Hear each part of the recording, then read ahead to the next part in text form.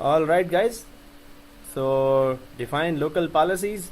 So we were talking about firewall, and this is actually not the exact firewall. Oh, security policy. That's why, because that was 740 topic.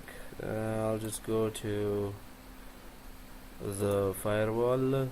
Yeah, there it is. There.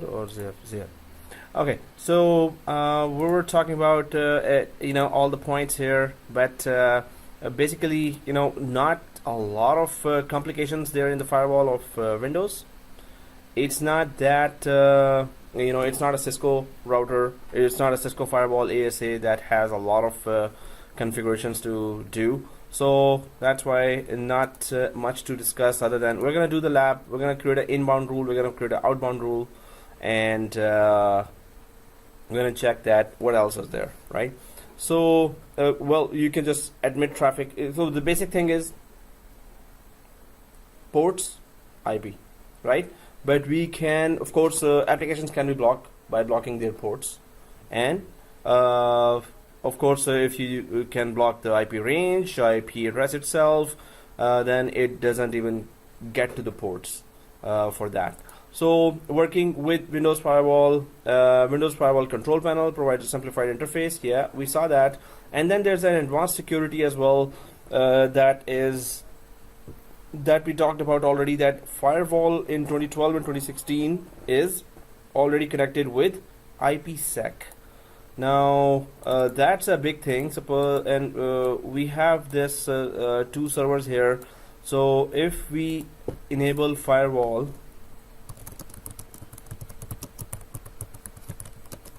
on the server level, so IPsec also gets created there.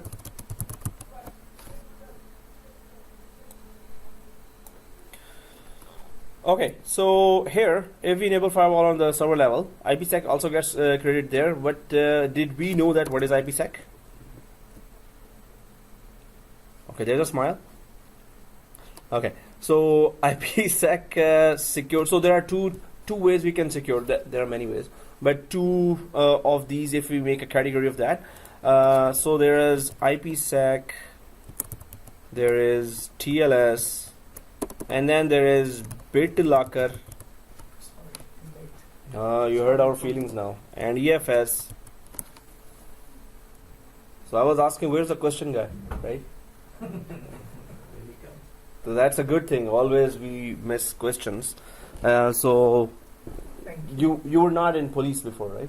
Yeah, of course not. Your questioning is so good and thorough. Oh, thank Yeah, you. you should have been in police and investigation as well.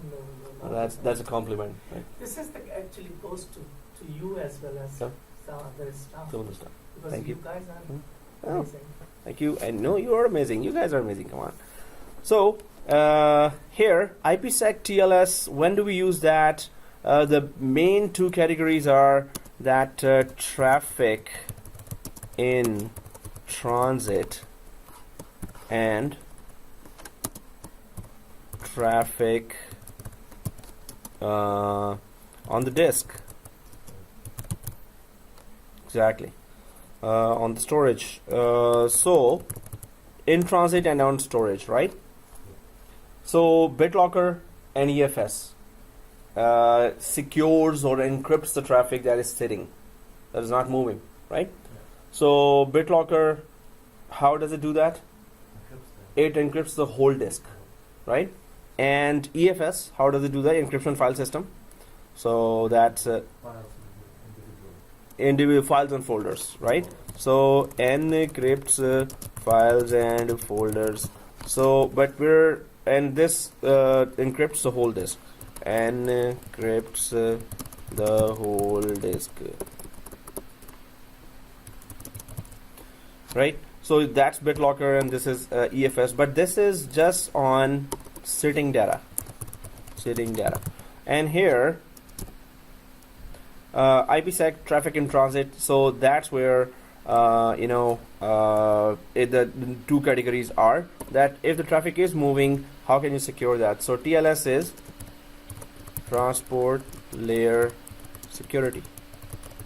So that's where mainly it is available for Exchange server for emails, sending in and outside emails. You put that TLS there to secure your communication with the communication as well as that traveling traffic, right, or traffic in transit. So with IPsec, we talked about, if you remember, we talked about that in our VPN lab. So VPN, did we do VPN lab? Oh, okay, I was just checking.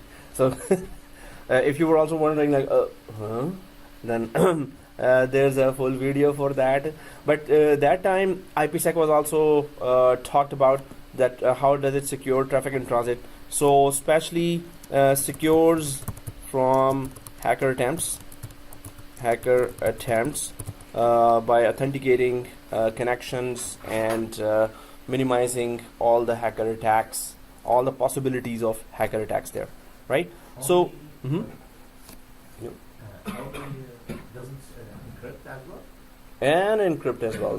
So encrypts the connection and so authentication, encryption, two things it does.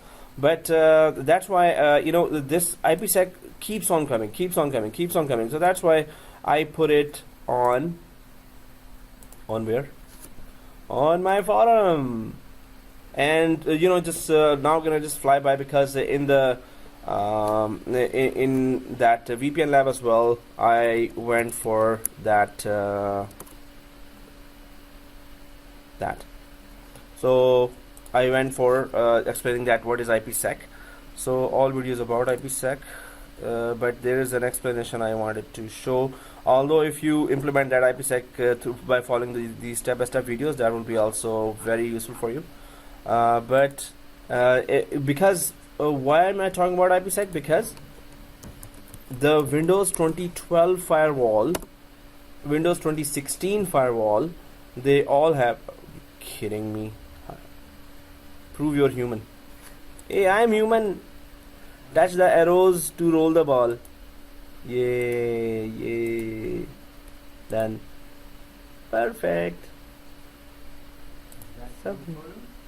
Yeah, this is a security feature.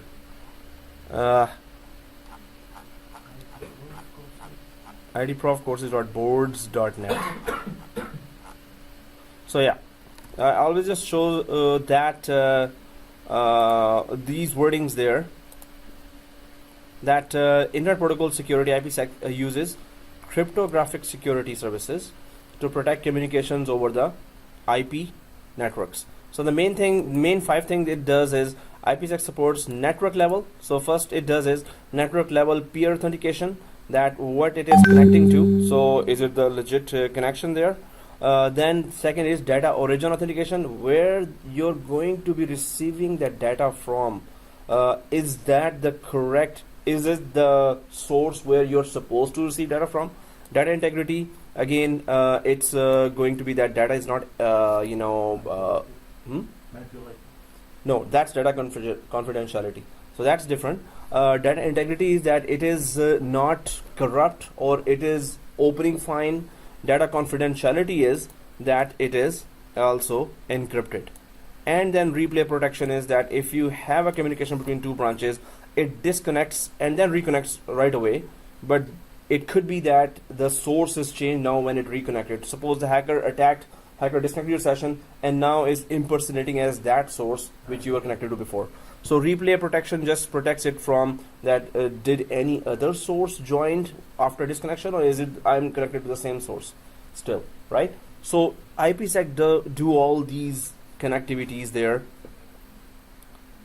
So these are the features which is connected to the Internet Protocol Security. These are the features that IPsec performs. These are the security measures IPsec performs, right? And IPsec is connected to all those protocols nowadays which are being used over the network to make communication, right? So VPN uses IPsec, virtual private network, and DirectAccess uses IPsec. Any technology. Yeah, so data in transit, again, if the data is moving, right, it's not sitting on the disk. IPsec for better protocols, better protection, IPsec is supposed to be there. So that's why did I go with these 5 features? Because Windows Firewall has IPsec attached to it in Windows 2012 onwards. The firewall of Windows, the operating system based firewall, also has IPsec attached, which was not there before. Windows has added that feature that now from 2012 onwards, Windows 2012, so 2016 also has it. 2012, 2016 both have IPsec attached to the firewall as well. So if the traffic is moving, or is it communicating between one computer and another within the LAN or over the WAN, then you can enable IPsec with it. Actually, it is there sitting. You just want to configure it. You don't have to separately install that software that supports IPsec. Now it is built into firewall. So that's why Microsoft says that, hey, now our firewalls are better, and you should make have relief that we are more protected now when you turn on the Windows firewall. Otherwise, the security community was saying that Microsoft server-based firewalls are not that protective or not that good. Now Microsoft says, hey, we have IPsec with us now. Now tell me what to do. So IPsec is a standard protocol. It's not Microsoft, but it is used by all other vendors as well, and is considered as very secure for traffic in transit, right? So it really secures that. And I've just gone through those 5 features. These are just 5 main features. Otherwise, it goes for many other smaller features as well for security. So it is considered in industry as one of the best. There are others as well, but one of the best. So if Windows Firewall has that, so this means you are in good hands now. Onwards, 2012, 2016, and of course now 2019 as well. That Windows is also nearly going to be released. I don't know, every time I see the word BitLocker, you must have Bitcoin. Bitcoin? Every time I see the word BitLocker, I don't know, straight away Bitcoin. Yeah, we all want to become rich, right? So Yeah. something like. Okay, so yeah, but Bitcoin is also we should know that how it is created, So you should know the technology behind it, why it is so secure, right? Otherwise, hackers could grab it and, but it is so secure that, and there's a name for that. So I would recommend that always go for what is running that technology. Why is it so secure? Okay. So anyway, we're talking about Windows Firewall, Windows-based firewall, and then we talked about that it is having IPsec as well, so it is more secure now to enable that firewall. But of course, when there are thousands of hackers built upon, they are trying to bend upon doing hacking, so they always have some kind of ways to go through that or just turn it off. Okay, anyway, so advanced security, many of the roles and features included in Windows 2012 automatically open the appropriate firewall ports when you install them. Last time, one thing I said that if Firewall finds there is a domain installed. yes, You can open the ports. exactly, if there are Windows built-in /important roles, actually built in more, discovered by firewall, then what will it do? Open the port. It will automatically open the ports for them. Exactly. So this, and we can add our own ports as well. But we did not. I think we were trying to do that, or we did not do that. That how about we want to introduce some new software? Hey, I want, so let's turn on the firewalls on both servers or on one server, and then try to check that what is the wizard, what questions does it ask, and what precautions we need to take there when we are adding exceptions there. So it's all about when the firewall starts, it blocks everything. So now if your boss says, hey, enable that traffic between this application and that application, and add its exceptions in the firewall. So in that case,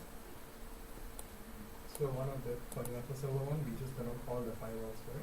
yeah, so on server 1 we turn on the firewall, or if it's not on, so let's turn on the firewall, and then let's try to check how to add exceptions, how to let an extra application that was blocked till now, how to add that application as an exception. When we say add an exception, what does that mean?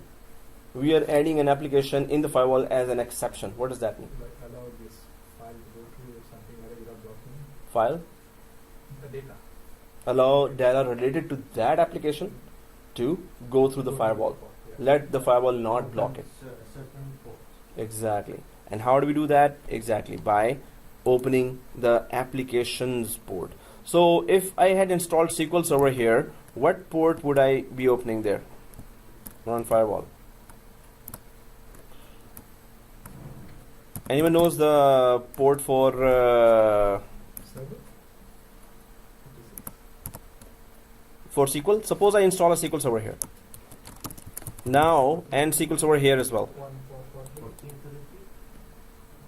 1433. Okay, I said that before, right? I told you that before. How do you know that? Okay, so it, You remember? okay, that's good. Just say like that. Yeah, I think I said it so many times then. Oh, no, that's good. No, you know, I think you know already. So, You say let the technology behind, so I use the technology that starts with G. and ends with E. Technology. G. Goggles. Uncle Google. Uncle Google. So 1433. So guys,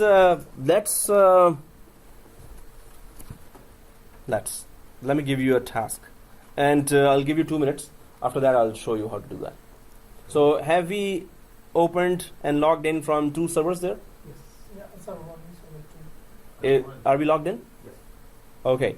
So the task here is simple, but I'm gonna do that, of course. But first of all, you know, it's always fun that you could try to figure out for a little time, and then just follow me, right? So if there are 2 servers here and you logged in, please make sure you logged in. Make sure firewall is on. Firewall is on. All 3 profiles are on Only on one side, right? on both sides. For both sides.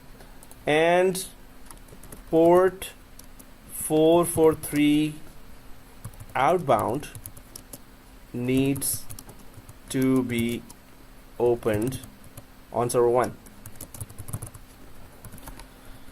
And port 1433 inbound needs to be opened on server 2.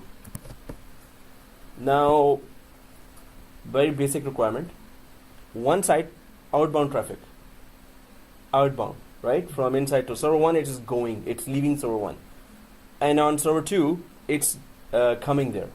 So just inbound traffic we are opening, but this is not a production environment scenario. In production environment, I would open outbound inbound on both servers. Outbound inbound on server 2, outbound inbound on server 1, because both SQL servers will send and receive. They will do both things, send and receive, right? So if we want to just enable outbound on server 1 and just enable inbound on server 2, where exactly are you going on firewall? Group policy management. No. Windows Power File with advanced Allow applications. We can go with that as well. And what you're saying? Windows Firewall with the advanced security. Advanced security, and what's inside the advanced security? We can create rules Yeah. So what kind of rules are there? Inbound. there. So And outbound. For this one. Yeah. So okay, guys. 2 minutes to figure out. Just Yeah. play around. Okay. Should we only open the secure one or the other one? Just this 1433. So create one outbound rule on server 1. Create one inbound rule on server 2. And I'll check your For machines. domain connection. For domain connections. Profile is domain profile. So if you have policy management, Well, you could just wait for me for 2 minutes, or you can figure out yourself. So it is a task where you can just figure out, play around. Tick tock, tick tock, tick tock. On one done. You kidding me? No. Like done, like successfully done, like no errors, like. Yeah, there is a 1433. Yes. This is. It's a custom port, right? Yeah. No, this is. This is we just check on the HTTPS secure worldwide Done. services, and then we can. On server 2? What? Firewall Okay, sec- no errors, right? firewall security. No. Okay. So let other guys also give up or do something. To check if it's broken or not. Yeah. Since we don't have a SQL server Yeah, installed. you just run a scan. Did you find outbound rules and inbound rules area? Yes, new rules, and then new rules.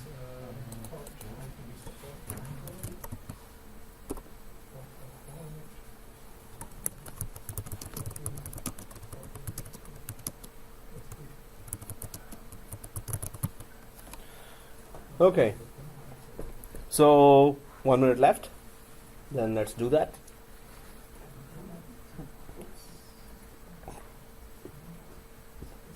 Port scanners are available on whichever port scanner you're gonna. Yeah, download it then.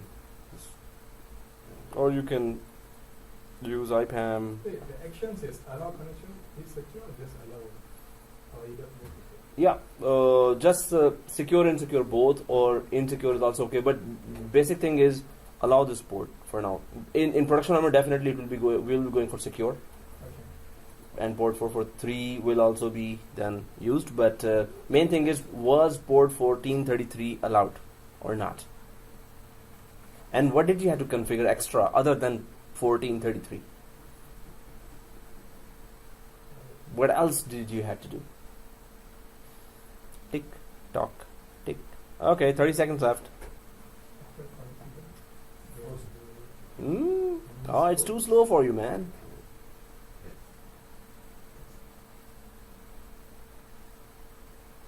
So, inbound rule, where do you go? And Advanced new rule. security. Right, but New rule where? outbound on server 1. Right click, new rule. TCP. Why would you not go for UDP?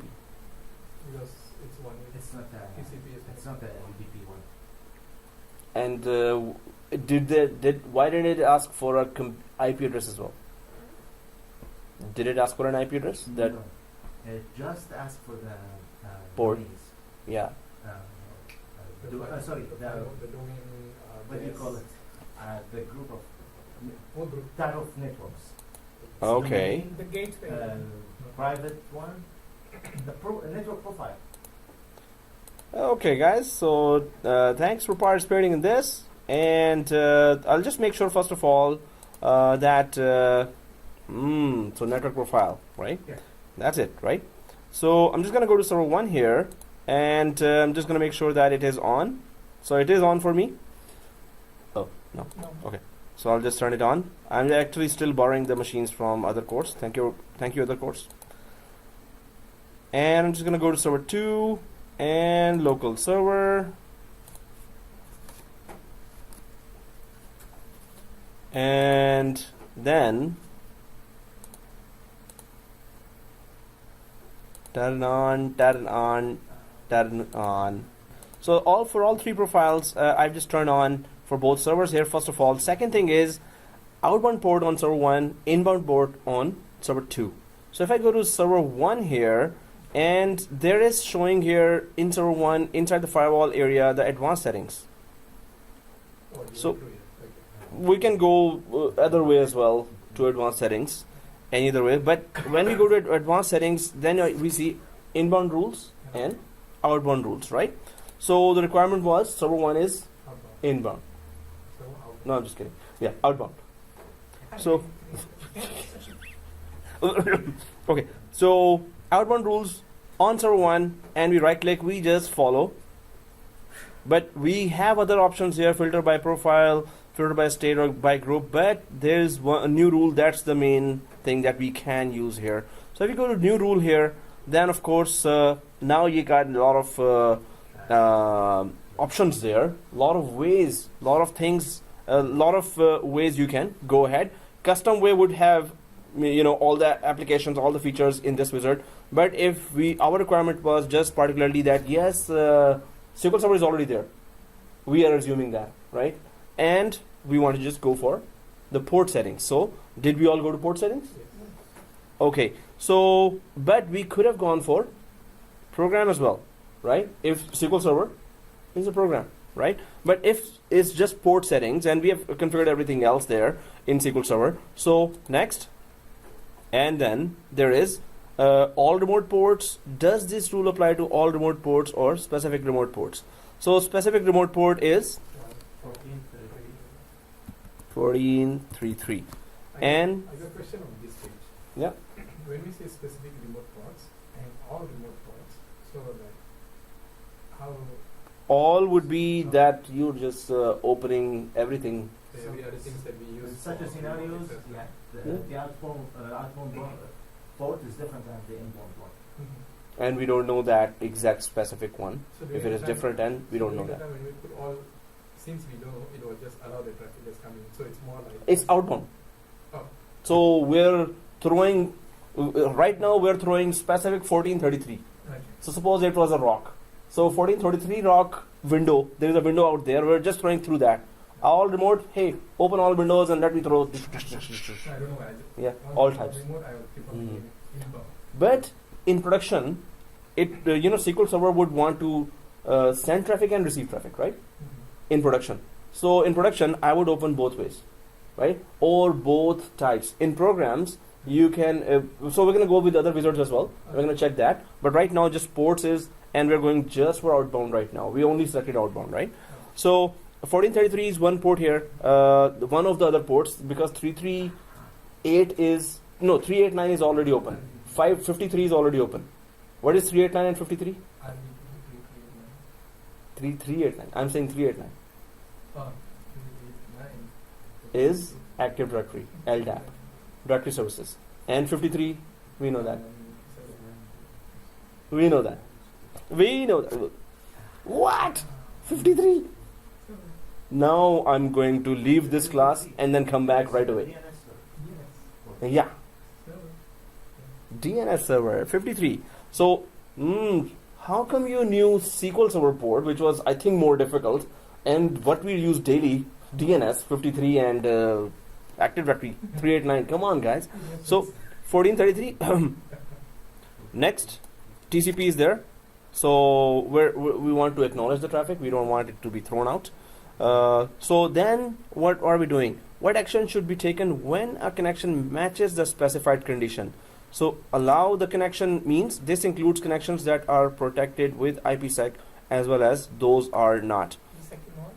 So the second one is allow the connection if it is secure. So this includes only connections that have been authenticated by using IPsec, only by IPsec.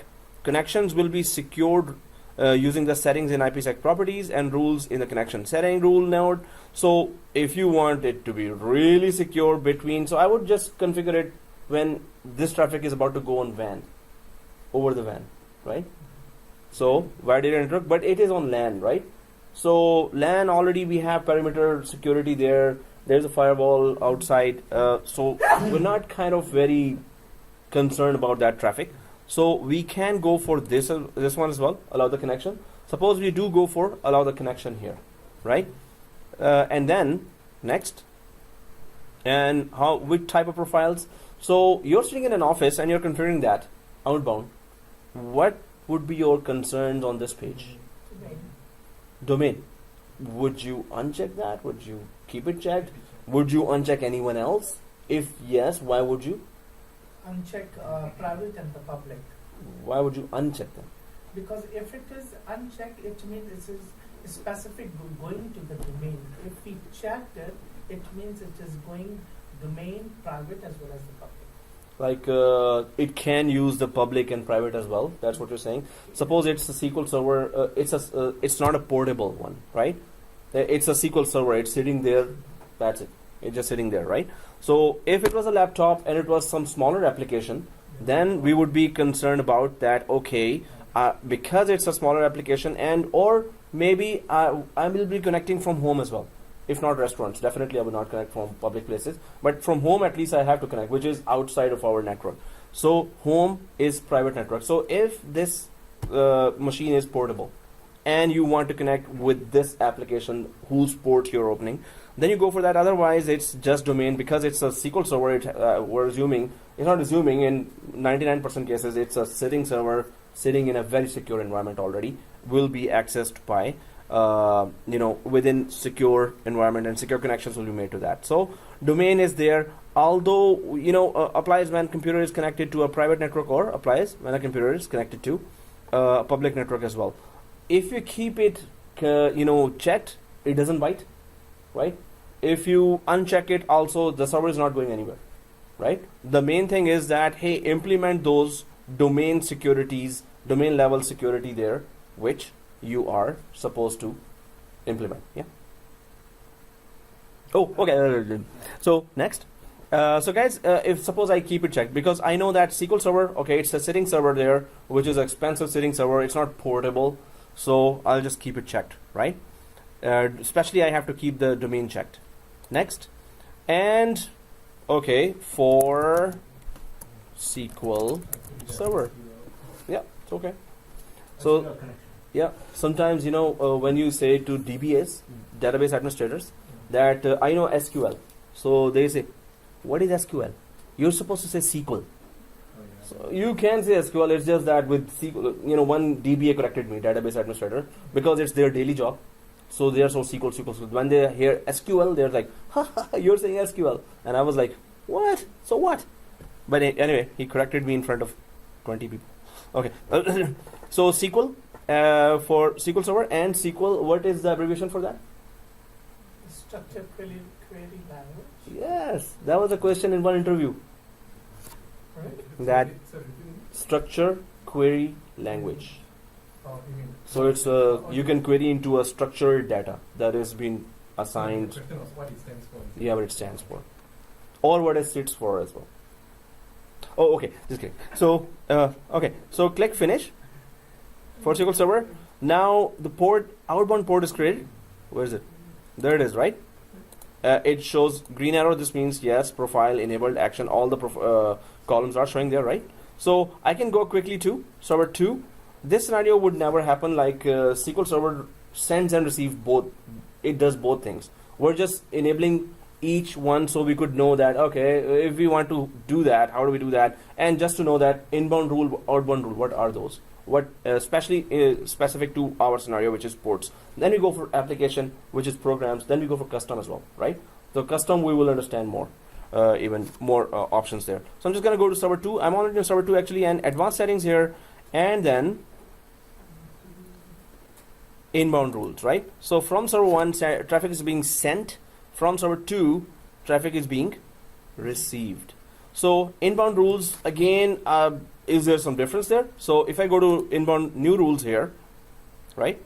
And then go just for port here, and next, and all specific. So inbound, yes, let this traffic come in. There I was saying, there we were setting up, and let this traffic go out. Something wrong. I think we should enable inbound and outbound on both. No, that's what we're supposed to. That's what I was saying. I repeatedly said that right now. That in a production environment, I would do both. In production environment, SQL always sends and receives. It's not like SQL only receives or SQL only sends. It's always sends and receives. So in production, I would just enable both. Yeah. Yeah. Since we did only outbound on server 1 and inbound on server 2, So that's why the ports are not both. your sniffer is saying that? It's closed. No, did it say that? No, there is no data communication going on right now, right? Yeah. It should be showing listening there, but right now no data is going on. And okay, you can just enable the outbound as well, right? Yeah. Where there is only outbound, enable inbound as well, and then check the sniffer if it tells you anything, right?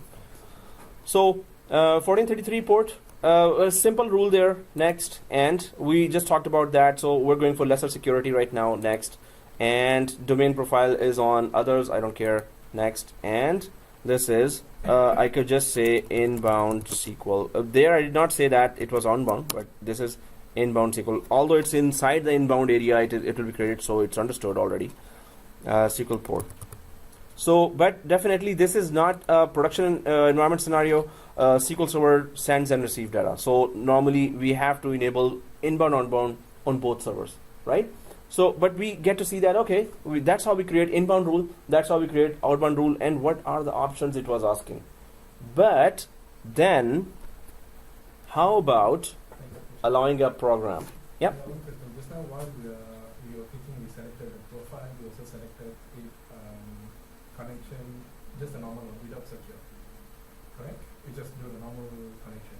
And my question is, let's say if we right click on the SQL, we go to property, under advanced, there's one option where they give us what age something? Age?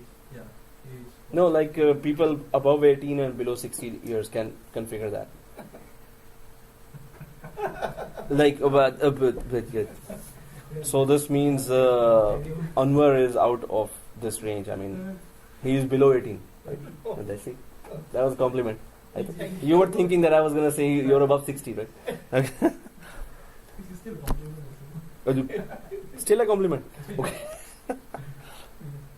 So yeah, so Where is that option? we right click on the inbound SQL port. No, you created a rule, right? Click Yeah. on the rule. Oh, Right click on the property. there would be Advanced. thousands of options there. So this one. Edge, I know not it- age. Okay. Oh, edge. ESL, I'm teaching ESL, English as a second So language. it's like To myself as well. American British. So yeah, I'm from British background. Mm. So profile wise, even though we missed on the other section, that while the wizard was there, we can always change it over here. Yeah. As for the Properties has much more options. Yeah, you were saying? Okay, so as for the age wise, like basically blocks and everything, like what does the function of it? Is Oh, it at any okay. moment you can change the connection securely and not securely, or So first of all, NAT, it's showing NAT, right? So this means it's talking about WAN connection, right? So this means that outside traffic coming inside or inside coming going outside. So we were talking about LAN right now.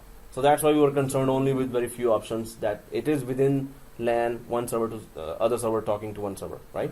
The other server. But if it is edge traversal, edge traversal allows the computer to accept unsolicited inbound packets that have passed through an edge device. Edge device is always on perimeter network, or it's over the from the WAN. Whatever traffic comes, edge, any device on the edge, which means just the perimeter network, it receives that, or some device receiving outside traffic, such as NAT, router, or firewall. So inbound packets that have, so it's just saying that accept lesser secure packets as well. If you are an edge device, if this firewall is sitting behind a NAT would be public to private, conversion. So any traffic coming from outside, like traffic is coming from outside right now, right? So any traffic coming from outside from this door will.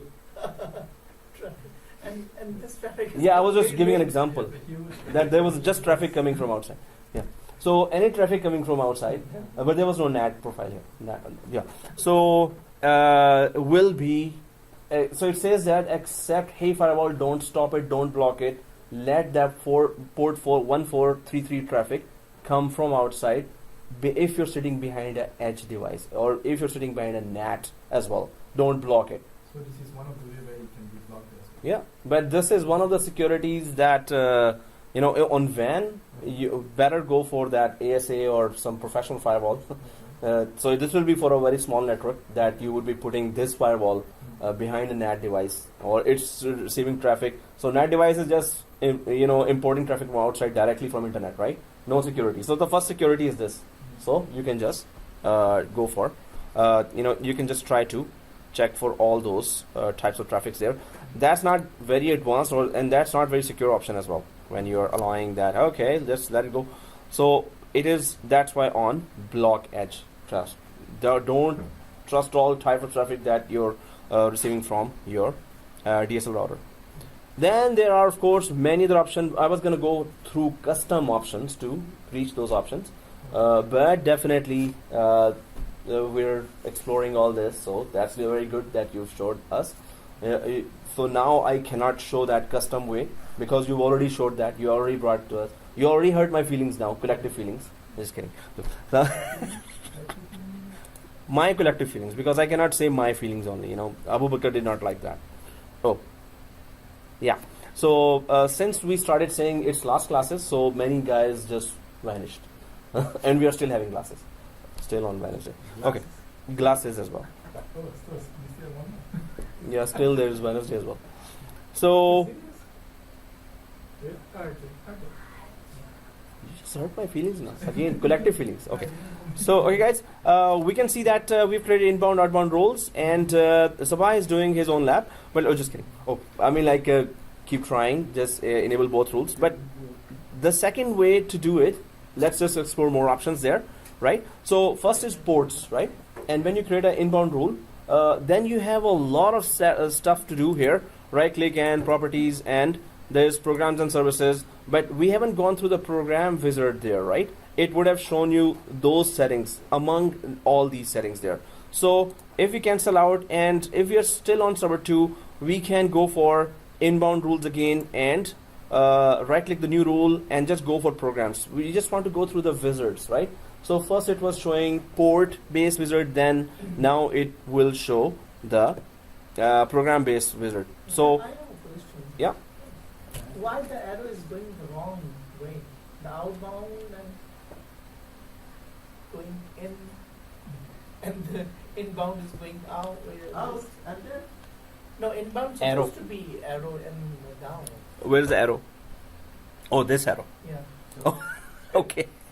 this is out. No, it's not. Yeah, outbound. The Yeah. arrow. Normally, any other network diagram you will see it this way. That outbound traffic is shown with arrow like this. Yeah, yeah.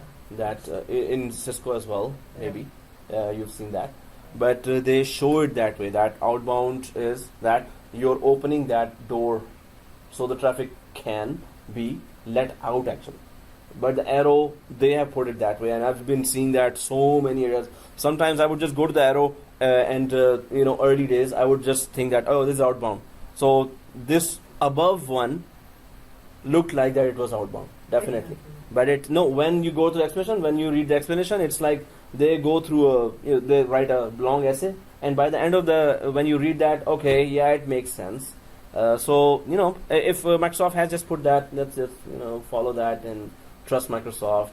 But they have a very good reason for that I also have to look up again. So why there are arrows? If you Google that, there's one long essay they will provide. Hey, this is the reason. So anyway, that is misleading. Yeah, that is confusing. Okay, guys. So, but we're just gonna go for the second one. Second wizard within Firewall. We tried to open outbound port 1433 in server 1, and then we opened inbound port 1433 in server 2. Let's go for, so we check the wizard of if we want to open a port, what is the wizard, what does it ask, right? Now we go for new rule again, and then we check that we went to the port wizard already. We already have that program selected here, rule that controls connections for a program. Before it was rule that controls connections for a TCP or UDP port. So just the port based exception, if you want to add, it is this. But if we go for this program, click that and click. You don't have it. So Hmm? you don't have it. Exactly. We can come up with any program. Yeah. Let's see what options are. I just want to show actually what options are there, right? So if you click program here and click next, so either you're going to open all programs, which is again then why are you even turning on the firewall, or you go for specific program. But it says that hey, what's the path of the program, right?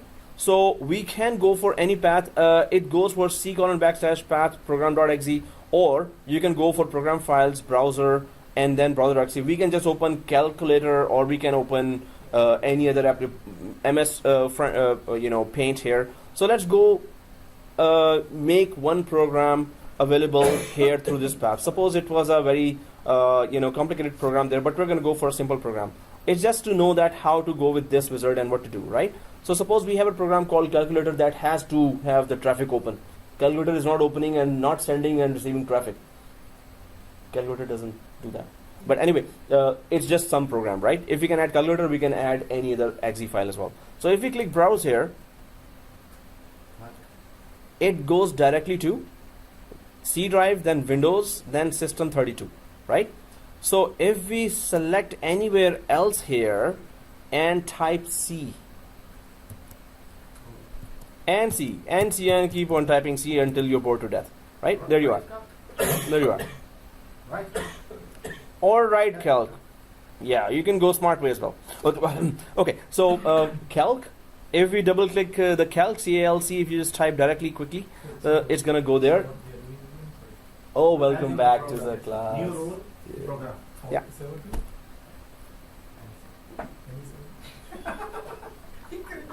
Server 2. Sorry. So you are doing in the inbound. Inbound. Inbound. Select the new one and then go. Okay, so program. Select program, and then the part of program is under Windows system, computer. Yeah, that is okay. Browse. So it already takes you to System32. Yep. And then CALC. Oh, okay. Sometimes I type slow, so it takes me C, then A, then all the line for L. So, oh, okay, you're right. So double click that, and it should look like this now. Calc.exe. Right, we're done. Oops. So this was it. This center will take me somewhere. Somebody is not focusing. Are you focus? You focus or no focus? I just enter and yeah, okay, we come to it. All right. So pretty simple, not very complicated stuff we're doing here. It's not a complicated firewall. We don't have to run commands here to do that. It's just, a graphical interface. So next, if we choose some application that actually sends data, calc does not send data. So again, then the same. Do you want to, open this application accessibility from the other computer securely or unsecurely? Or you want this application data not to be sent from this computer by blocking the connection. Any connection made to this will be blocked then, right? So last time we used this, but if we try to use this, I'm just going for different options just to check what are those options, right? So just sample some random examples. Not random, actually. So click customize here. Allow the connection if it is secure. So what are we doing here? For above one is without IPsec. So is it without IPsec? This includes connections that are protected with IPsec as well as those are not. So if there any inbound connection coming that is not IPsec, it's going to accept that. But now if you go to this one, only IPsec based connections will be allowed. So click customize and then now you have a lot of options here. Lot options, right? So, you said break? Maybe I wanted to hear that, so that's why it seemed like that. We just started that. Yeah, the guy with a two hands and a knife-like thing, and it was so scary thing. So yeah, yes, we're talking about you, Abubakar. If you're listening to this video, okay, later. Customize allow. So allow the connection if it is authenticated and integrity protected. So IPsec does that. Origin authentication and integrity protection. Integrity would be that data would be in one piece, it will reach there, and it will not be corrupt. It's not talking about changed or messed up. It's talking about that file will be readable, or there is a new word I'm just coming up with, openable. The file is openable, right? So openable means that so it has nothing to do with encryption. Yeah, so it's not corrupt. Bits are not ahead and behind. Okay, guys. So, well, this is this. Allow only connections that are both authenticated and integrity protected by using IPsec, compatible with Windows Vista and later. Wow, that's way back. Then, which option you want? Which is more secure, if you can tell me? Require the connections to be encrypted. Require privacy in addition to integrity. In addition to integrity and authentication. So above one is lesser secure, below one is more secure. It is securer. Okay. And then allow the connection to use null encapsulation. What is that? Okay, what is encapsulation? You eat capsule, right? When you're like It's not a message that Yeah. you send Hmm? comes in a block, like a block packet forms, and The way that I don't know, creates it's like packets, Hmm? the way that you create packets, frames, packets, yes. you just encapsulate a layer of something on top of something, right? Yeah. So Before sending. encapsulate, right? Yeah, before sending, and Which is after just sending, adding you information. encapsulation. Yeah. Yeah. In fact, we can have a lecture on encapsulation from our invited guests.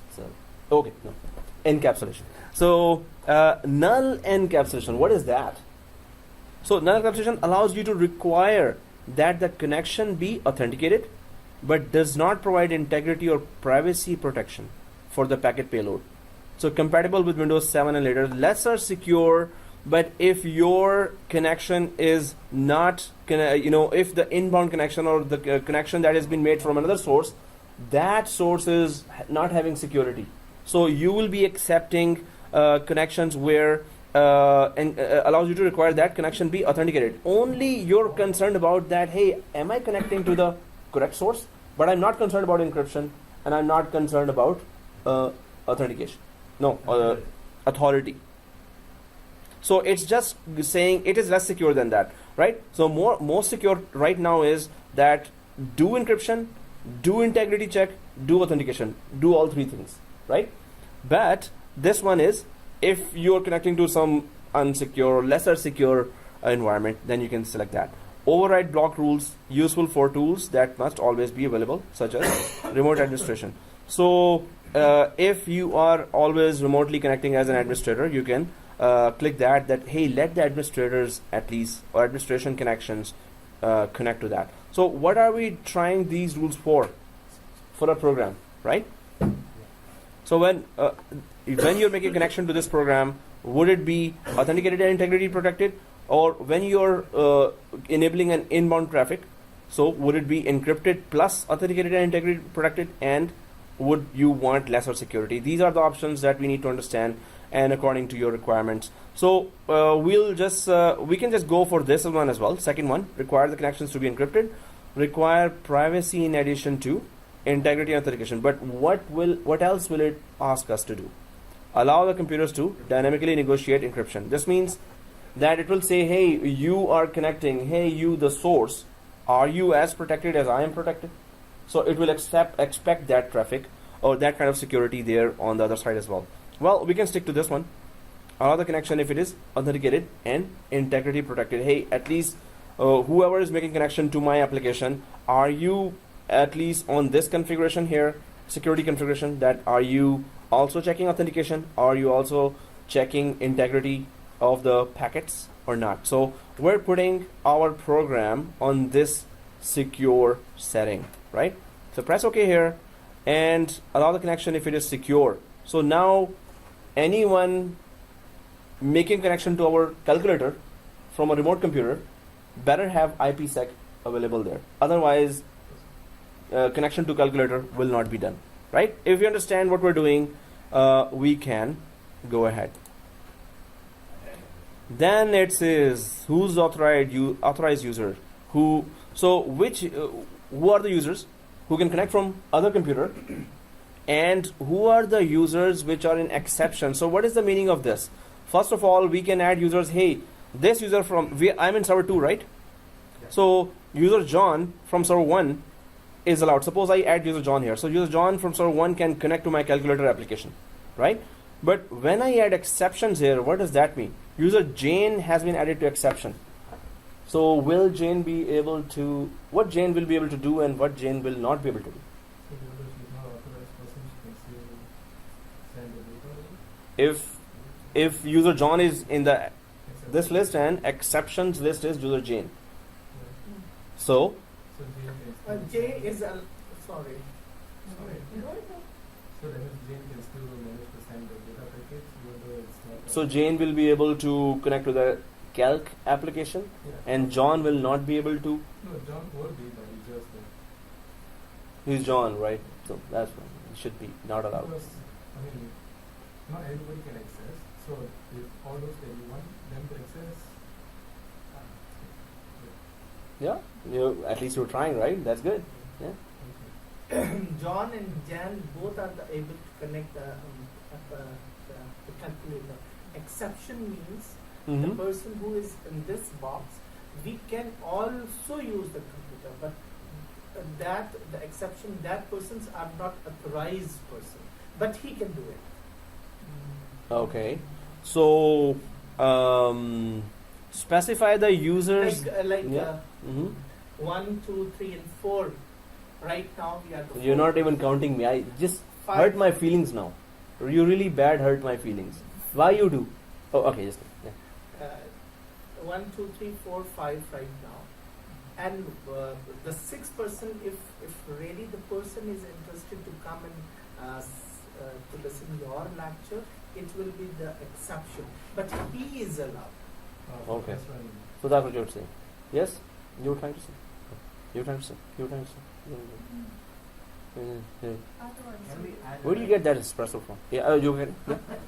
Can we add a group on the exceptions? We can add users and groups. We can add anyone. Yeah, we can put the security administrator. But what's the meaning of exceptions here? Exception is something that can connect without having to put in a password. You can connect user, but skip the rules of connection from this user. So whatever the procedure is to connect, You're all skipping that it. and connect them. So what is the procedure? If I go back there, so IPsec related security will be implemented to whoever is trying to connect from other computer to this computer. IPsec rules. IPsec will ask, hey, are you coming from a connection or a source that supports integrity checking and authentication? Do you support IPsec authentication if you're coming there? So you better be, I'm allowing you if you are coming from a secure source, except whoever is here, I'm not going to implement my security on you. You can just connect, go ahead and connect. But all others up here, I'm not going to let you connect if your side of IPsec is not on, right?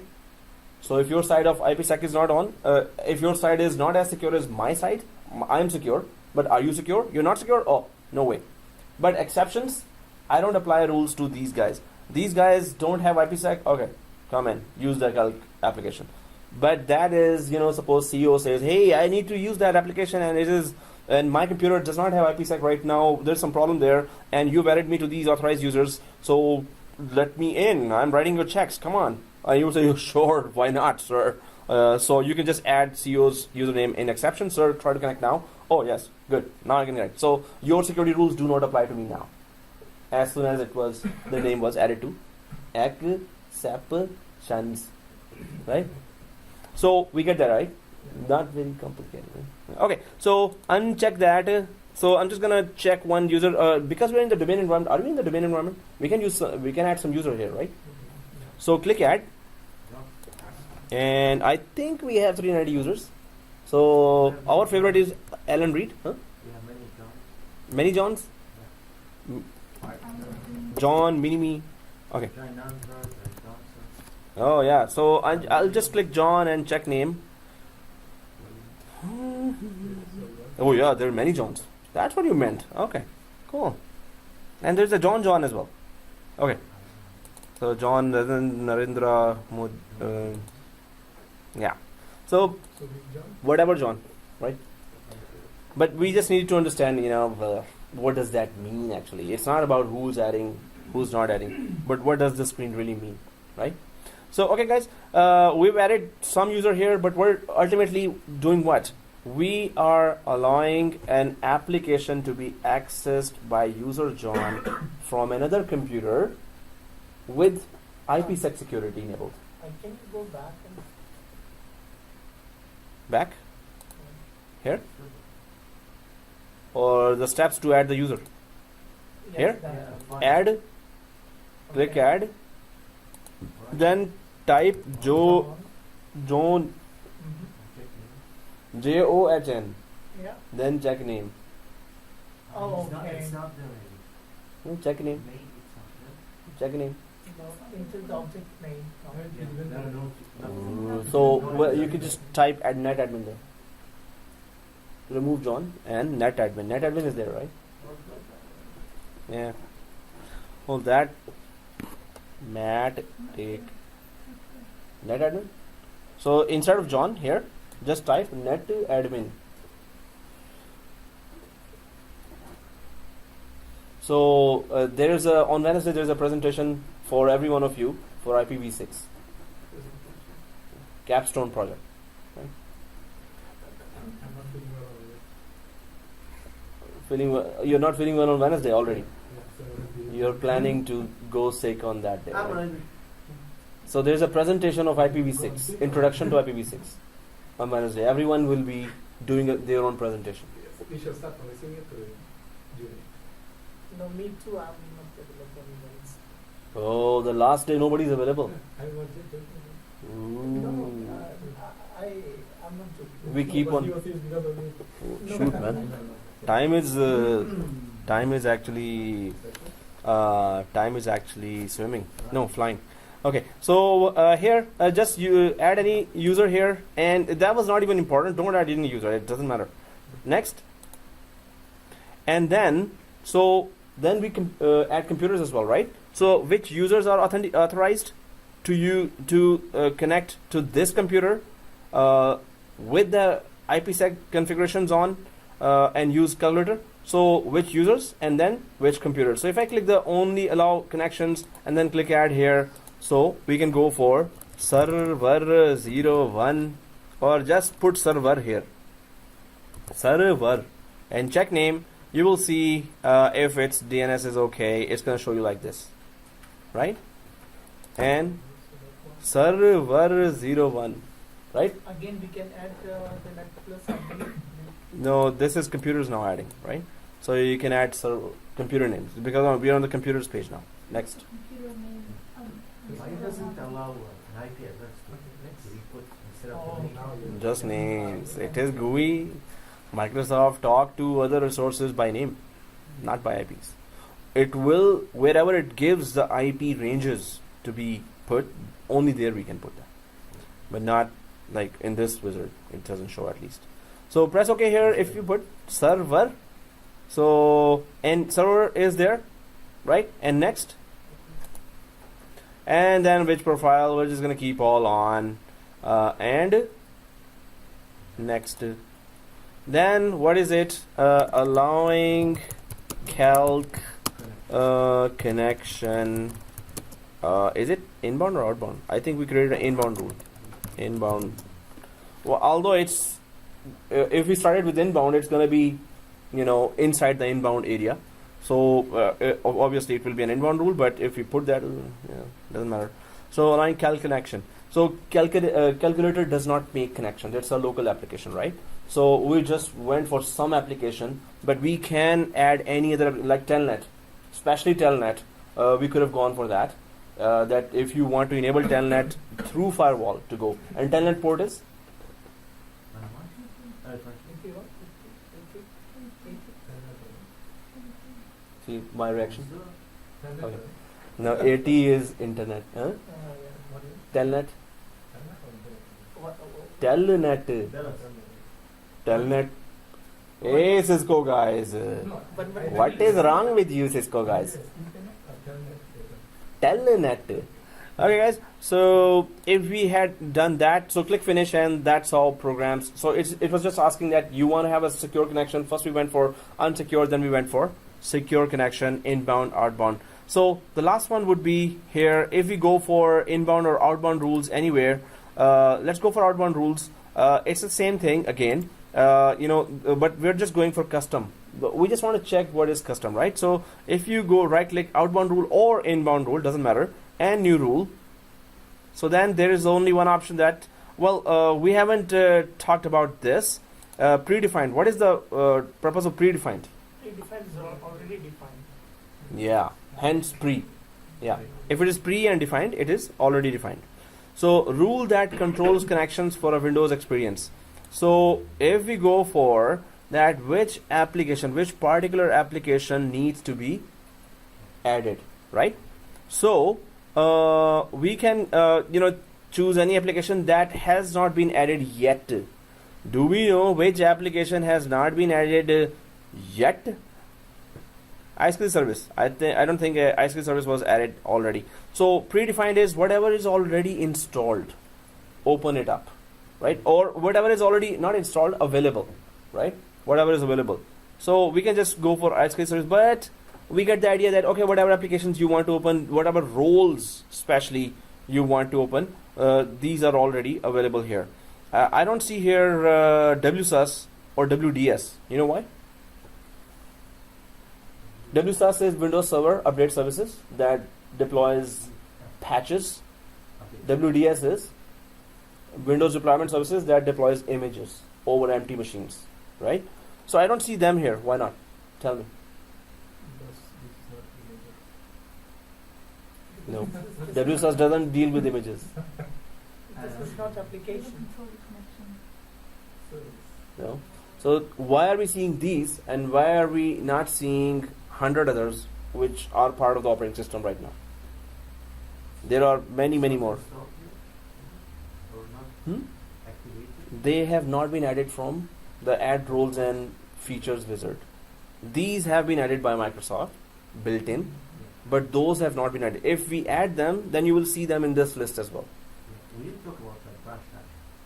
We didn't talk about. We're going to talk about it. No, there is DirectAccess after that. We're going to talk about, where we can only talk about. Yeah. Okay, guys. So, okay, guys. This is just a storage replica. We have installed storage replica. That's why it is there, right? So, but we can go for custom, right? And click the custom and next. And then again, all programs or this program or the third one. That's what we did not see there. Services. So, but what do you mean by services? Oh, that's a very which area of Windows are we talking about here? Local. For example, how Services, AD services which is authenticated to the applications. Oh yeah, exactly. So can you tell me how to go to that window separately? No. No? Service console? Yeah, service console. How to go there? Manage the computer? So if we go to this, Oh, this is a... No. Yeah, run command in. MS. MSC. Yeah, that's what. So tools, we can go to services, right? This is it. Tools, this is it. Or services.msc, right? Services.msc. So this is the area we're talking about, right? And anyone knows what's the significance of this? Is it important? It's not important? Is it important? How important it is? Very important. With example. Oh, yep. It's the main components of the... No. Give me an example of its importance. Okay. Let's say local network connections. Network connection service. That's responsible for network connections. If you disable it, no connection can be made. Okay. Windows update. Windows time. Yeah. If you disable them, So this means it's the lifeline. Yes. Any application running has its service here, right? So if I double click this and I just click stop here, so that full application will gone. Full application is stopped. unless One service, we started the right? service. And service has to be running if you want the application to be running. So this is like a lifeline for that service or that main plug. You disable service, it's like you're pulling the plug on that application, right? It's that important. And we're trying to enable or let the service communicate through the firewall to another computer, a service on the other computer, right? So if we go to that wizard here, services, specify which services this rule applies to. So let's click customize here. So what does it ask? Exactly, it takes to that area where we were just now, right? Services.msc. So customize service, apply this rule, apply to all programs and services. But what rule? We went for custom, right? We haven't defined what rule we are applying. So we can just check for apply to all programs and services or apply to this service. If we click the third one, Active Directory Domain Services, the most important one, right? You stop this service, everything comes down to a halt, right? Authentication, authorization, accounting, My iSCSI service, do I check in and close it? close it. So I'm here. See this? See this? See, I started from advanced settings. I'm not able to see Active Directory services. And then outbound. Oh, you're not able to see. Oh, you're on a server that doesn't have Active Directory. Oh, So outbound, new rule, You can just check any of the service. It's not about Active Directory. Any of the service, right? Then we- Outbound, new rule. Then predefine the iSCSI device. No, not predefined. Custom. Custom. Somebody is not focusing on the board. Just Oh, yeah, sleep over. Okay, if you say so. Okay. Custom. Now let's go to that, right? What happened? The service is now very. Exactly. Next. And customize. So click customize here. What we're doing is, again, just like we allowed calculator application, just like we allowed a port 1433, now we are going for our services to be communicating across the network between two computers or different computers, right? So if we click apply to this service and click that, Active Directory domain services NTDS, right? Well, okay, let's not go for Active Directory. Whatever you have, you all have, right? Group policy fine. So no, group policy also is with Active Directory. Do you have bits? Did it bit you? No, I don't have. Bits? Oh, BIT. background, but- You can zip. Yes. Hmm? Bits is background, background dump transfer service. No, intelligent transfer. Okay. So, just this everyone has. Everyone has been bitten, right? No, not bitten. What am I think talking it about? was Bit. added on Windows 7. Yeah. This one. This was way back available, but in those versions, yeah. On Windows 7 and up. So bits and press OK. Suppose we want this service, and bits does do intelligent transfer. So you're doing something else, and you've started transfer. It's gonna try to check that bandwidth is not proper, overall consumed or taken over, and also if the connections drop, reconnect. So it intelligently makes it happen that the transfer is successful.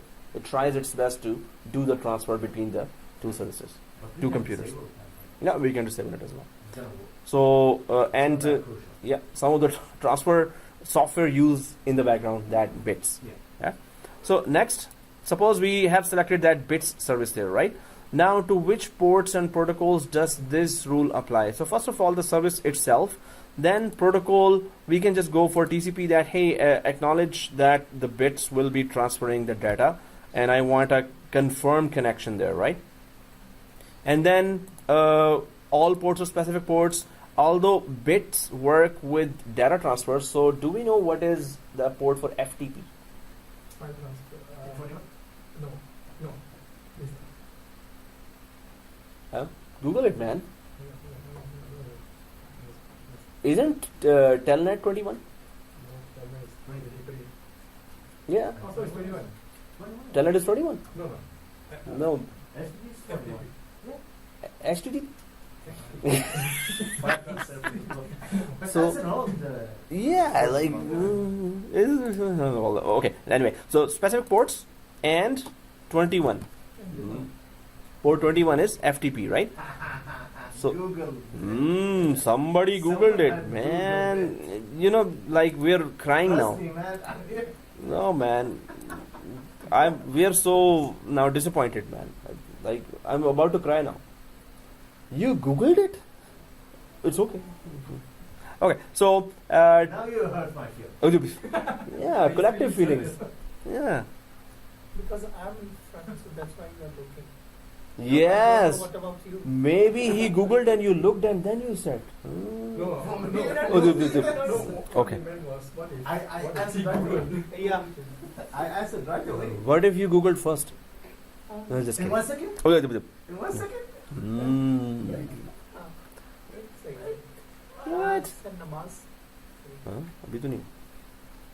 Oh, okay. Oh yeah, guys, let us Yes, party time. party.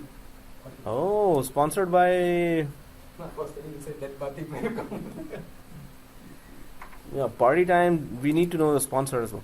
Suppose that? So resume and port 21 we were just going for. So we are just going for those wizards here. And right now we went for custom, which just offered me much more, options. It offered us all much more options than the other ones, the custom, right? But you can see still scope, action, profile. These were all the tabs that were available there, right? That were available there. Now in custom, it's taking us through all those tabs now when we go for custom. So if we've put the port 21, we have put the service bits that is available in the background. So next, if we click next here, then which IP addresses? Now there is where you were saying that, hey, can we not block or allow IP addresses here? So this is the area where we can allow or block IP addresses that from this range bits service can run, and FTP related file services can communicate with this server. So we are opening port 21, which is FTP, which means file transfer protocol. So files can be transferred, but from which servers you want server to take or accept the file transfers, right? From which servers you want to accept the file transfer. So this is any IP address or these IP addresses or customized interface types to which the rule applies, or which remote IP addresses does this rule apply. So again, local IP addresses and remote IP addresses. It's asking for local and remote here, and remote would be which are not local, obviously WAN. So again, LAN or WAN, right? So we can just keep it on any IP address, or we can just put any make-believe IP addresses and click next. Does not have a map. Well, it's not that advanced firewall, so yeah, there are some exceptions there always when it comes to. So then you want files to be transferred, or you want it to be transferred on unsecure connection, or you want IPsec to do its job and securely connect it, right? Okay, so we can just go for all. We have tried all already, right? So much, yeah. Yeah. Oh, So allow the connection and next, and then all the profiles are there. That's the usual. We've gone through that wizard, but now we went for custom. Now this is like bits service enabled with FTP ports allowed for all the IP addresses. Allowed. So that's what we all did in custom. Allowed for all IP addresses, right? आपने क्या select किया था? अच्छा, custom पे. There are. So I don't understand what you just said. Yeah. So what did you select? Oh, hey, you know Urdu or Hindi, Urdu/Hindi. You got an idea when he said select.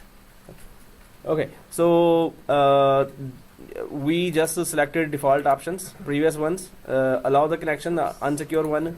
Before that, it was just any IP address. That's it, nothing else. But we're just trying to understand screens there. We're not actually configuring to test anything, right? If you understand the options, you can actually test many things there. You can play with it, right?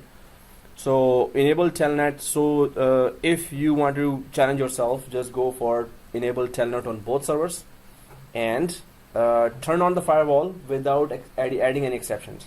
Try to telnet to each other, right? And they won't be able to telnet. But then add exceptions in the firewall and then try to telnet. Good luck if it lets you telnet into each other. If your firewall connections are good, you will be able to telnet easily. So this is a common assignment that we normally do at home, that just enable firewall, enable telnet, try to do it with firewall on. Of course, it's going to deny, but then try to add exceptions. So this will just be a proof that how much you know about exceptions, right? All right or all wrong? Oh, okay. Next, allow the connection. Next, why accidentally in production environment 35 per hour job you use accidentally this word accidentally, the boss will like you, right? Whatever that means by Abu Bakr, right? Okay. So never use the word accidentally even. Okay, so but if you have done that, it's okay. Doesn't matter. Just a finish button. Yeah, it's okay. Doesn't matter. So next is, it was just a lab, but in production environment, yeah. It's just the name. It's just instead of witness button, I just Impatiently, accidentally, you press the button. So Bits. no, you hurt our collective feeling. Collecting, not collecting. Collective. Services. Uh, Services enable. What the name you put over there? Oh yeah, it's bits service enabled with FTP ports allowed for all IP addresses and samosas with POP And No. biryani. and biryani. I mean, like, it was so long statement, but this is what we did there, so that's why I just put in this information there. Netplus who's As if we are eating today, and then next class who's giving, right?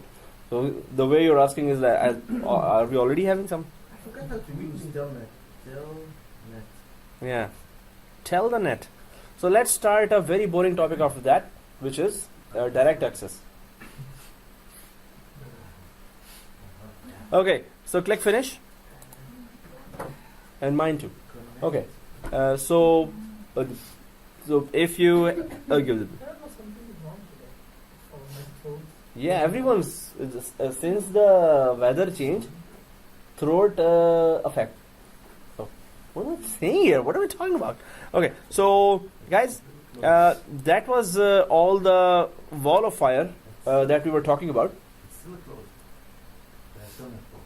I installed telnet on both servers. Did you? Yeah. No. No, it's not easy. Like, you have. Did you Google it? I mean, which service did you install? Which feature did you install? Telnet client. So other side, you have to install telnet server to communicate. If both have done client and client, they will not communicate. But at least they're gonna open the port to listen. No. Until you have server, no. You must have the telnet server. Server will do the actual work. So telnet connects to server. You have to have the server. Oh, you're doing that. Okay, before guys, so it was we went through all types of wizards. So applications can be added to exceptions. Users can be added to exceptions. IP addresses can be added to exceptions, and computers can be added or allowed through the firewall, and then all kinds of ports can be added to be allowed through the firewall, right? We have gone through all those wizards just to check this is Windows firewall, right? So, but the best thing, if you really are serious about testing it, do what Sabah is doing, that go home and start 2 servers, turn on the firewall, and enable telnet on both of them, and then, as I was saying before, turn on the firewall, then try to telnet each other. It won't. Then add exception. If your exceptions adding is perfect, telnet connection will happen while firewalls are on. So test your exceptions adding skill through firewall, because this is just one lab. In production environment, you have to add exceptions for all those applications that are communicating in the network, right? So this is a thing you will have to do on continuous basis, which I'm asking you to do. Alright guys, so this was a wall of fire. Any questions other than the lab you're doing? Other than that samosa offer that never happened? Yeah. Okay. So yeah. I'm hungry, sir. Forget it, someone- Angry? Why are you angry? I'm Hungry. You're hungry. I thought you were from Singapore. What's wrong with me? It happens when I'm hungry. I think you didn't sleep well today. Yeah, I didn't sleep well. I'm so tired. Today was final exam for 2 classes. I'll be back So- like in a flash. Well, okay. Next topic is boring anyway. No. For yourself, if you want to bring. Because now everyone will go home and eat. Oh, but you have to take it for the travel as well. I'm going to buy something. Oh, okay. You'll buy short and Oh, now you've put a name here that is very, very tasty. All right, guys, or all wrong? Oh, right and left as well. I forgot that. So, guys, from one boring topic to another one, and somebody is really bent upon doing that test. So there is direct access that I wanted to explain, and that's a very, very cool feature. It's like when you... Huh? No, we're gonna just talk about it. We... For? Purpose was to understand the features, understand the windows. So when we add exceptions at computers, enable and disable whatever, do we not test it? No. Because Because I want this for you to be done at home.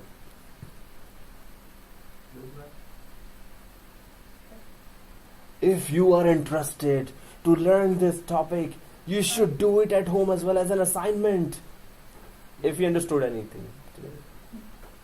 So there is always that if. But guys, that was Firewall, and then we have direct access. Direct access also. I was telling you that's why you can see the attendance here, right? Because I was saying that no, rest are all theory topics now. That's why yeah. SDN they both message me, Abu Bakr and others that okay, just keep sending us the videos. They don't wanna bother. Yeah.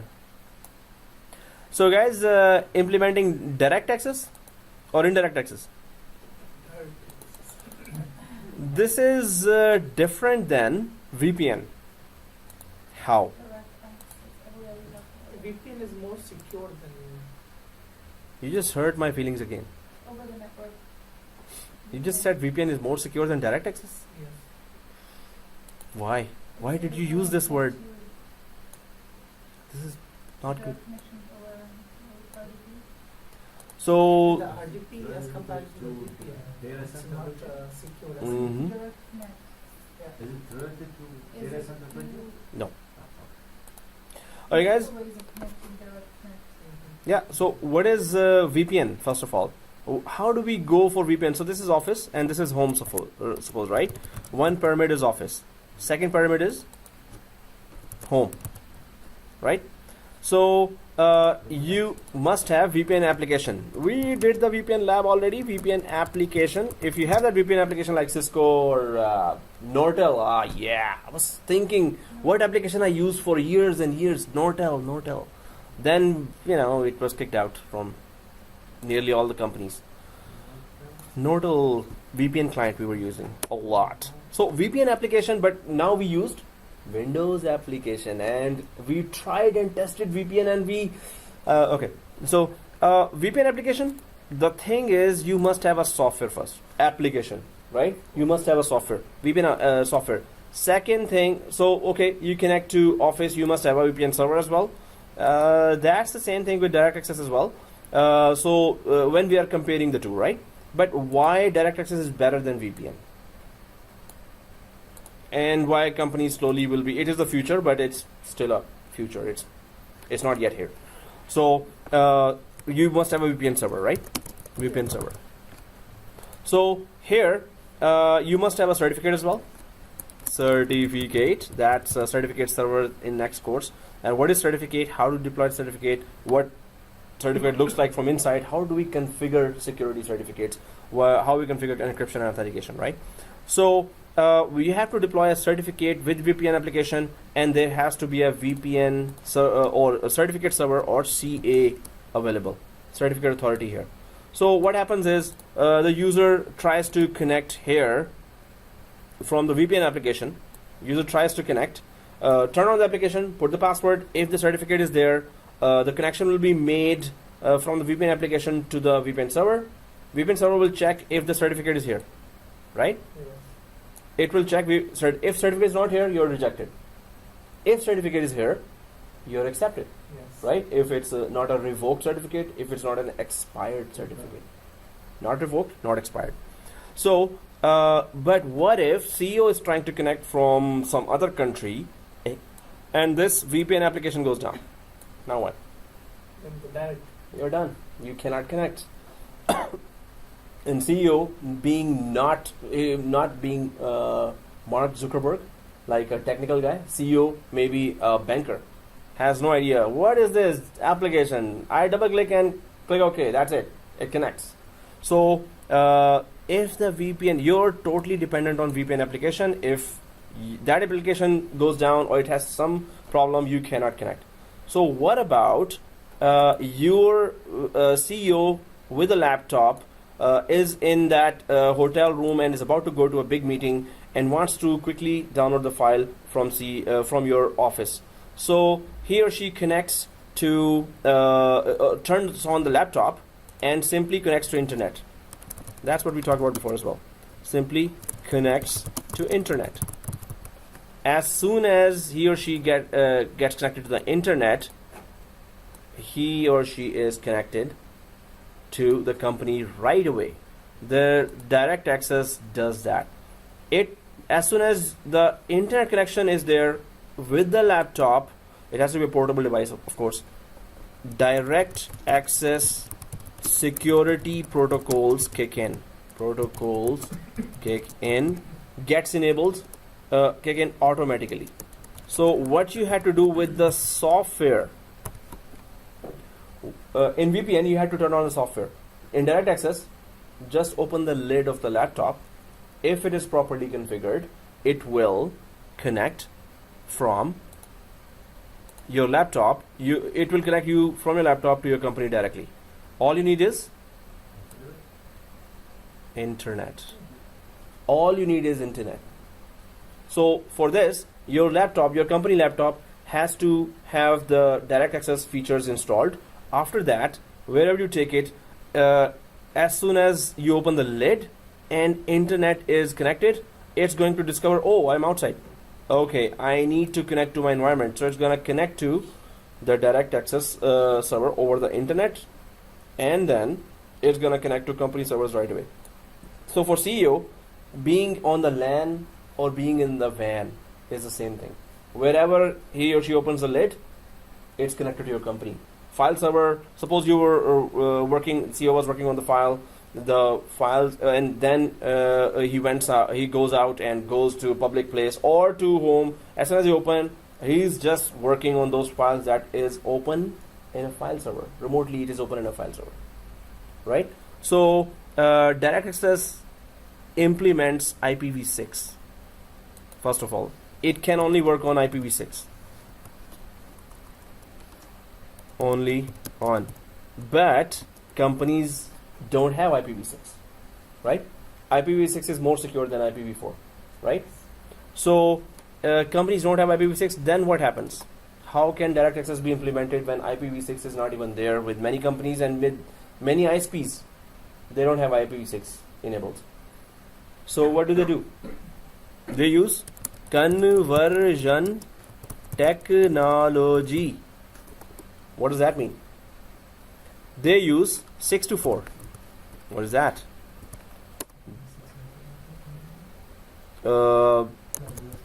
Teredo. They use Teredo. So what are those? If you are on IPv4 network and you want to, you need water, man. At once your face got red. No, something is wrong. I think they want us kicked out. I can feel heat. Once my voice started heating, I will start coughing. I Heat. don't know why. Oh, so we should bring some ice for you from the fridge. So you're back, right? Yeah. You're all, man. You two both have red eyes right now. Yeah. You're not turning into zombies, right? Whoa. Those guys eat flesh and everything. Okay. So anyway. Teredo tunneling. But what is the main purpose of Teredo and 624? When you don't have a native connection of IPv6. So, yeah. The main thing is that you're sitting on. Something is wrong here, man. Yeah, really. So only this line is secure. Yeah, I can. Something I feel dust. Dust. I was gonna say that dust thing. There is something dusty here. If you dusty roots. Yeah, it's more dusty here. I mean, I don't know who brought dust with. Just here. So no, it's dusty. Okay, guys. So if we start coughing 10 or 20 at the same time, then this means emergency. Otherwise, it's normal, right? You can divide cough between you. That's right. So it's like 10 cuffs here, 20 cuffs here. No, but I felt some dust now, which I never smelled before. She's on the same zone maybe. Yeah. Now you're in safe zone. I don't know. Monday. Yeah, this is encrypted talk. Yeah. So, guys, 624 and Toledo. It has so if you are on IPv4 network, but you're using a technology of IPv6, you don't have the network of IPv6, right? So you need conversion protocol or encapsulation Yes. of. So IPv6 traffic or data will be encapsulated in IPv4 packets, and then it will travel. IPv4 packets will travel on IPv4 network, right? Until it reaches on the other side where IPv6 server is waiting for them. So IPv4 layer will be removed and IPv6 data will be, placed on the DirectAccess server.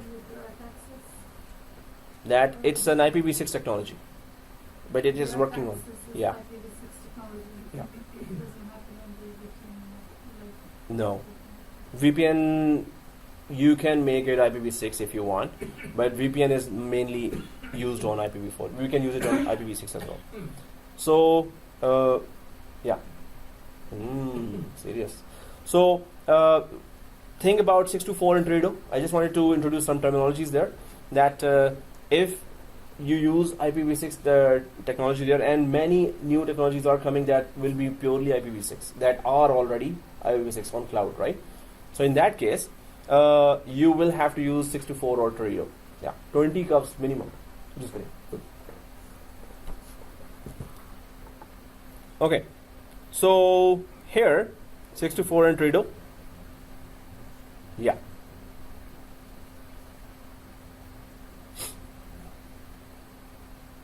She's eating something. Oh, okay, so here 624 and Toledo. These are the technologies that will convert the packets IPv6 packets to IPv4, and you can just connect to DirectAccess server, right? So now DirectAccess, what else is there?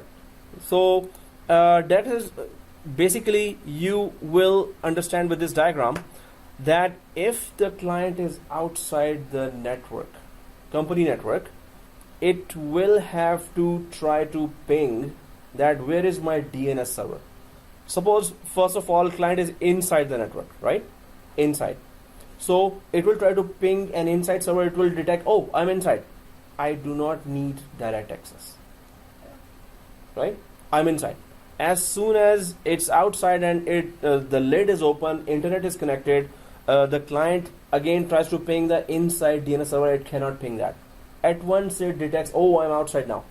So then it goes to, it enables the IPv6 security protocols there. IPsec, IPv6 over IP6 is enabled. IPv6 is enabled. IPv6 over IPsec is enabled, and then it tries to connect, ping over the internet to its DirectAccess server. It has the public IP of its DirectAccess server as well. As soon as it's outside, it's gonna ping the DirectAccess server from over the internet because it has the public IP as well, right? So now DirectAccess will be initiated, because as soon as it discovers it is outside, it will try to connect from outside to the DirectAccess server. And DirectAccess server will just authorize the whole connection and let it connect to your network directly. So this will all happen without end users any interaction. End user doesn't have to do anything. Open the lid and wait. Oh, there's my file open now. And the user may be outside the company anywhere, as long as the internet connection is there, right?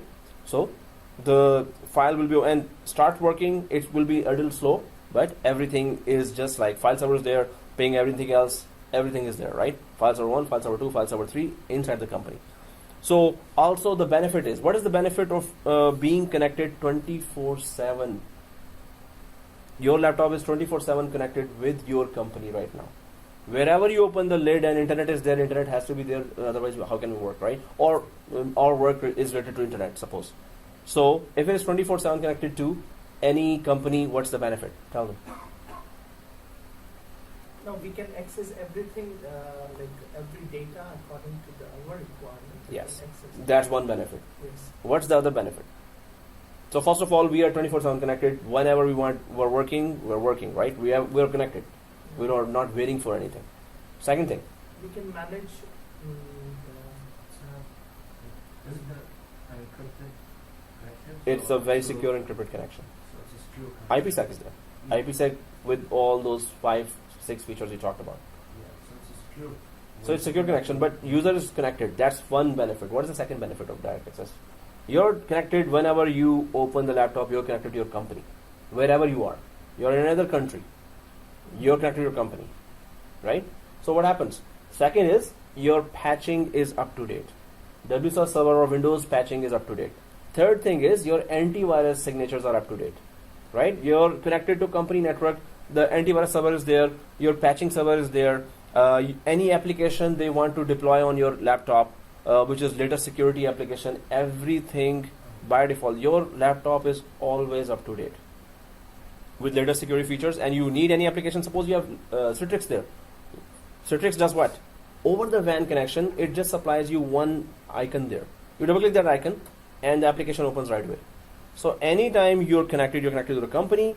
Any application they want to deploy, they deploy within seconds. The CEO says, hey, I want that accounts application. What was that name?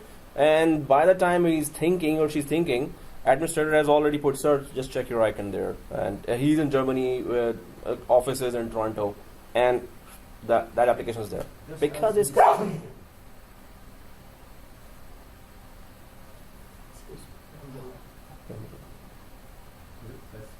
Now we're gonna sue him, right, for that. We're gonna tomorrow go to the court, and we're gonna sue, for. I feel dust a lot. No, there is some dust. Yeah. We're just kidding. Really? But if you're about to sneeze, just say, So we'll at least do this. Right? Or we'll dig up a bunker. Soundproof one. Just So exaggerate. it's gonna happen same as he's sitting inside. Oh, it has already happened. He sneezed already. Oh, it's gonna happen what? Sorry? Any updates is coming to the. That's it. So you're 24/7 connected. First of all, it's bad for you. Like now, they know that what are you doing and how much work you've done, and there's no excuse that you cannot connect. Oh, my VPN was not working. So you're connected. They own you now. No, but it is benefit as well as the positive as well. Company as side, it's just benefit. Company Yeah, side, for the they employee, are for connected with the employee, employee. It's not a good one, right? Well, for employee, HR. So just sign up that overtime. Yeah. Yeah, the full compare with the The difference is the software and less secure. It is less secure. This is highly secure. VPN does not use IPv6 by default. This uses IPv6 by default. But then it has to use the conversion technologies, Teredo 624, to take the IPv6 packets and encapsulate it inside IPv4 frame, right? So it's So- It's not encrypted. It is encrypted. It is IPsec. When you tag encapsulated, and IPsec checks the encryption, authentication, replay attacks. We talked about all those features. So basically, IPsec is being used with it. So secure tunnel is created there, right? So it's mean the direct access is more Secure more and secure and efficient. more advanced as Yes. comparison that. That's the future. Okay, that's comparison the VPN. Yes. VPN may be then kicked out when they see that we're connected 24/7 and we are productive as far as productivity is concerned. That we are connected anytime. So it's especially for traveling ones that are traveling and managers and directors. So direct access you give to those guys who really want to stay connected, right? It's not like every employee is forced into direct access. Just give it to those bosses, directors who are going and on the go, and they want to stay connected there as well. Many global businesses are going on. People are traveling across the planet. Mhm. So that's what DirectAccess says, that if the machine is outside, wow, it is getting dustier. That's not good. Mhm. I never felt this dust before. Yeah.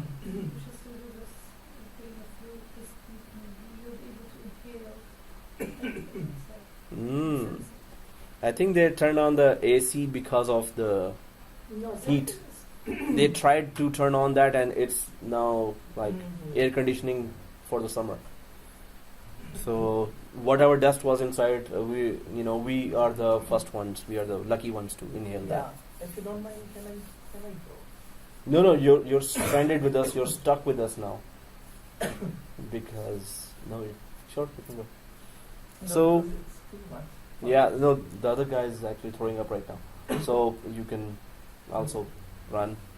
Yeah. So only Sabah is actually doing his own reading as well. No, That's- Sabah is right. Yeah, Is what? is right, is writing something. No. No, right. Right means she's like. Sorry. I'm sorry. I'm looking into it. Tornado tunneling, and there are more. ISATAP, IP HTTPS. So ISATAP tunnels IPv6 traffic over IPv4 networks for intranet communication. 64 used by DirectAccess clients with the public. Whoa. Sabah, you're not feeling any dust? What is right with you, man? Okay, so No, Sabah is feeling this too. feeling. Oh, you're inside Sabah as well. Okay. Not yet. Okay, not yet. So Teredo, it hasn't reached there, but it's all in this area. The radiation has spread already. Okay, so Teredo, used by DirectAccess clients with a private IP address behind a NAT device. Teredo for smaller networks behind a NAT device. 624 used by DirectAccess clients with public IP address. Directly, if you have a public IP address for your machine, you can use 624. So these are for different configurations, right? That you can use all these. ISATAP 624, Teredo, IP HTTPS. So IP over HTTPS used by DirectAccess. Sorry. You're leaving us. That's not Sir, good. I don't know why. No damage has been done. You Right, already right. hurt my feelings. No, it's okay. Okay. Okay. No, Allah. Shukriya. Welcome. Shukriya means welcome. Oh, thank you. Welcome. That's a name. Yeah. So, Shukriya is a name? Here's a name for a girl. Shuk- yes. When I was in Middle East, there, Shukriya was a name for a woman. Yeah. The way the name, like Shukriya. the pronunciation. Oh, Shukriya, like Nadia, Shukriya. And, oh, it's girl name. Yeah. That's something, yeah. Okay, guys. So we're going back to this. How DirectAccess works for internal clients. Again, what I was saying that the main thing to understand is if it's outside, it's going to try to ping the DirectAccess servers from outside. It's not going to find that. So it's DirectAccess protocol, Teredo, or 624, or ISATAP will be initiated. If it is inside, it's going to it's not going to use the DirectAccess. If it's inside the LAN, it doesn't need DirectAccess. But that's how it tells each other that that's how it knows the environment. It just have to ping the DirectAccess server from outside or inside, right? So it's normally I'm a lab freak. I really follow up all the labs. But if you can ping me or email me, not ping me, email me, then I will send you the lab. But it's a pretty long lab. If you're really into it, you wanna test it. It's such long lab that I had so many errors that I was like, oh man, really? Let's just discuss that, man.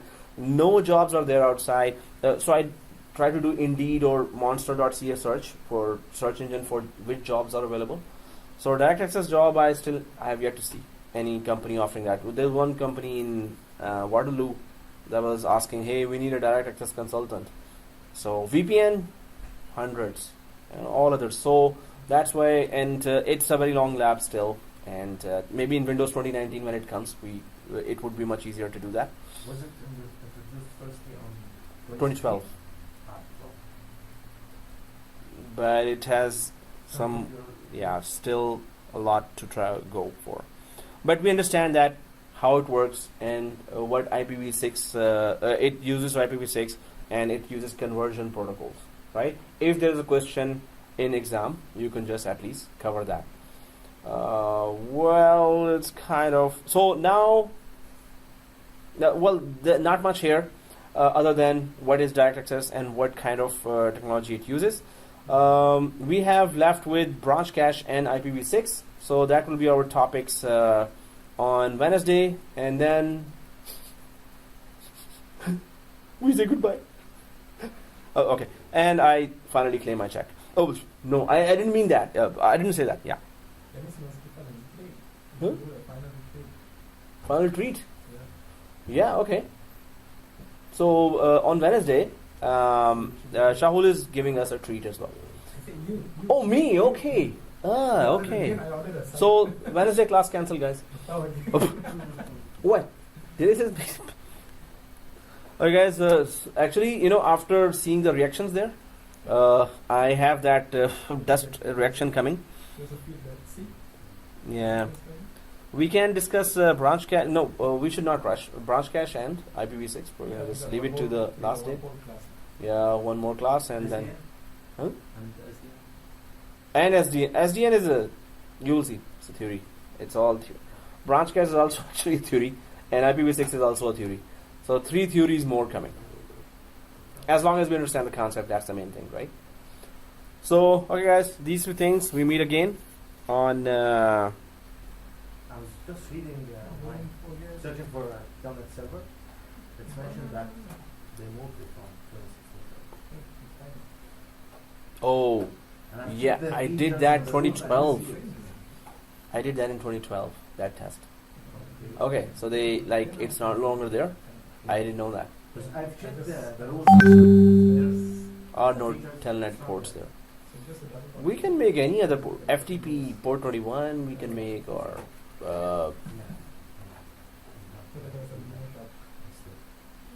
there's an IPsec lab as well on my forum, and that purely enables IPsec features on 2 computers, between 2 computers. But you can check that with Firewall on. There are many other DNS. Install DNS on both, but turn on Firewall, and then do NS lookup. They will not be able to resolve each other's IP. And then add exceptions. But you have, the lab we did for DNS, without domain, one DNS, without domain, other DNS. Yeah. So in that lab, just turn on the firewall and then do NS lookup for each other. Then add exceptions for port 53. Yeah, that will work more, it will make it more harder because totally 2 are from different networks. Yeah. So that lab can be done. If that lab is still intact with somebody. Yeah. I need the help. My laptop data I was just trying Hyper-V, so it just now I just want to cancel it out, and then we have the VMware software to install the software. So you need help to install VMware in your laptop right now for next 1 hour, 1.5 hour with this dust environment, right? Oh, okay. Which you're not coming to. Okay. Oh, you're coming. Okay, that's good. How can I use? After I don't know whether I see you again. Oh man. Depending on the situation. Oh, okay. So So you want to install VMware on your laptop? Yeah. VMware workstation. You don't have the. Yeah, I know that there was once you're giving the key and. Oh yeah. Yeah, it's still running. Thank you for saying everything where you're not supposed to say. Yeah, it's only 15 minutes. Then I'm gonna need that key as well.